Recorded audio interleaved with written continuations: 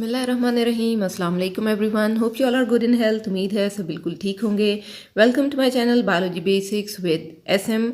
हमने स्टार्ट किया हुआ है एंजाइम्स का चैप्टर और कवर कर चुके थे उसमें एंजाइम्स की थोड़ी सी इंट्रोडक्शन को। आज की वीडियो में हम डिस्कस करेंगे कि क्या फीचर्स होते हैं एंजाइम्स के, यानी कि व्हाट आर डिफरेंट या what are the certain characteristics of enzymes.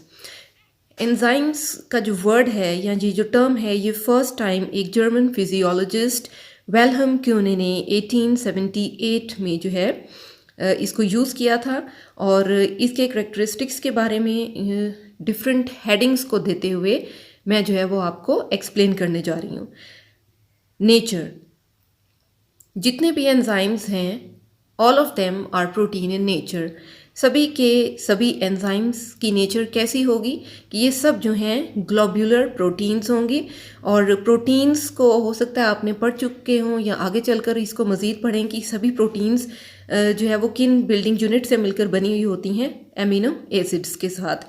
तो एमिनो एसिड्स जो हैं वो डिफरेंट 3 डायमेंशनल फॉर्म में कन्वर्ट होते हैं डिफरेंट टाइप की प्रोटीन्स बनाने के लिए। तो बेसिकली एंजाइम्स जो हैं वो किस टाइप की प्रोटीन बन जाती है, ग्लोब्यूलर प्रोटीन। तो सभी के सभी enzymes these are protein in nature.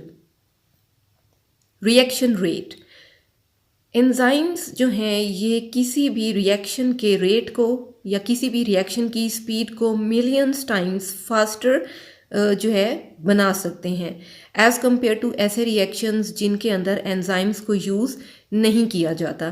तो एंजाइम्स जो हैं वो कैटलिस्ट के तौर पे बेसिकली काम करते हैं।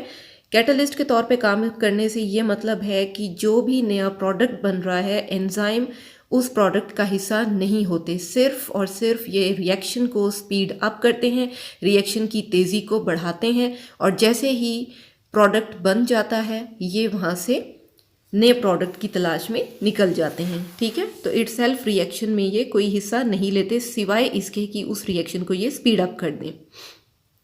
स्पेसिफिसिटी, देखिए एंजाइम्स जो हैं वो किसी भी किस्म के रिएक्शन के लिए जो है बहुत स्पेसिफिक होते हैं। These are very specific.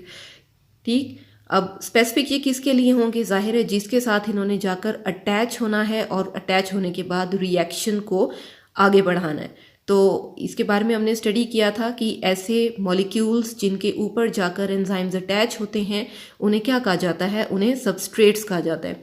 तो एंजाइम्स जो हैं ये बेसिकली अपने सबस्ट्रेट्स के लिए बहुत ही स्पेसिफिक होते हैं। ये चेकआउट करते हैं कि इनके सबस्ट्रेट की नेचर क्या है, किस किस्म के सबस्ट्रेट पे ये जाके अटैच हो सकते हैं। ठीक है ना। उसके बाद इसी चीज़ से रिलेट करता है हमारा next point which is active site. अब अगर हम एक डायग्राम से समझने की कोशिश करें तो एक पूरे का पूरा एंजाइम का मॉलिक्यूल जो है वो कैटालाइसिस में यूज़ नहीं होता, सिर्फ एक एंजाइम का छोटा सा पोर्शन जो है वो रिएक्शन को बढ़ाने में या सबस्ट्रेट के साथ ज्वाइन करने में इन्वॉल्व होता है और इस छोटे से कैटालिटिक रीजन को एक्टिव साइट कहा जाता है। ये वो साइट है, ये वो एक्टिव साइट है जहाँ से एंजाइम ने सबस्ट्रेट के साथ अटैच होकर तो उसकी हेल्प करनी है उसके रिएक्शन को तेज़ करने की। ये भी एंजाइम का अपना काम है कि कैसे इसने सबस्ट्रेट की उस बाइंडिंग साइट को ढूंढना है, रिकॉग्नाइज करना है और फिर उसके साथ जाकर ज्वाइन कर जाना है। नीड ऑफ एंजाइम, अभी केमिकल रिएक्शन जो पहले से ही चल रहा है उसमें भी अपने आप ये डिसाइड करने की एबिलिटी बन जाती है during the pace of reaction कि इसमें एंजाइम की मज़ीद गुंजाइश है या नहीं। मतलब नीड क्या है एंजाइम की।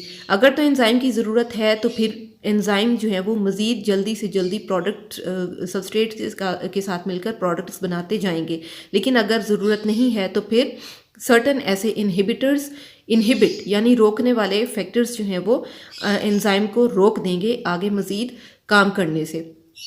ठीक है, यानी देखें ना, अगर एक रिएक्शन में ज़रूरत ही नहीं है एंजाइम की तो फिर सर्टन ऐसे एंजाइम्स जो हैं वो इनहिबिटर्स के तौर पे काम करेंगे जो कि किसी भी नए सबस्ट्रेट को जाके प्रोडक्ट में कन्वर्ट नहीं करने देंगे, वरना इससे भी नुकसान हो सकता है। जैसे हम कहते हैं excess of everything is bad. तो अगर बग़ैर ज़रूरत के ही एंजाइम नए नए सबस्ट्रेट को जाके अटैक करेगा और फिर प्रोडक्ट्स में कन्वर्ट करता जाएगा तो वो भी जो है वो रिएक्शन के लिए गड़बड़ कर सकता है। तो कुछ ऐसे मॉलिक्यूल्स हैं जिन्हें इनहिबिटर्स कहा जाता है, जो कि एंजाइम को रोक देंगे काम करने से मज़ीद। और अगर तो मज़ीद एंजाइम्स की या मज़ीद प्रोडक्ट्स बनाने की ज़रूरत है तो सर्टन ऐसे एक्टिवेटर्स भी मौजूद होंगे उसी रिएक्शन के अंदर, जो कि उस एंजाइम की एक्टिविटी को इंक्रीज़ करवाने में हेल्प करेंगे।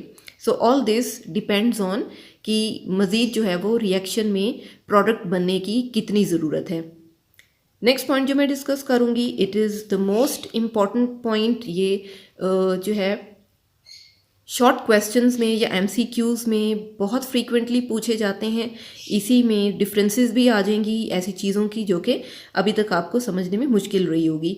नेक्स्ट हमारा पॉइंट कहलाएगा एडिशनल कंपोनेंट्स या एडिशनल पार्ट्स ऑफ एंजाइम। अब देखिए एंजाइम जो है मैंने पहले डिस्कस किया, पहला पॉइंट ही हमारा ये था कि these are protein in nature. अब एंजाइम जो है ये अकेले में काम नहीं करते। एंजाइम को कुछ ऐसे हेल्पिंग कंपोनेंट्स या एडिशनल कंपोनेंट्स की भी ज़रूरत पड़ती है अपने साथ मिलाकर काम करने के लिए। उनके बगैर कोई भी एंजाइम काम नहीं कर सकेगा। अब ये जो एडिशनल कंपोनेंट्स हैं ये basically non protein in nature होते हैं, ठीक है। Enzyme itself protein in nature है और उसके साथ हेल्प करने वाले ये additional components non protein molecules भी हो सकते हैं और आयंस भी हो सकते हैं। And these non protein molecules और ions are called as cofactors. Cofactors कहा जाता है इन्हें।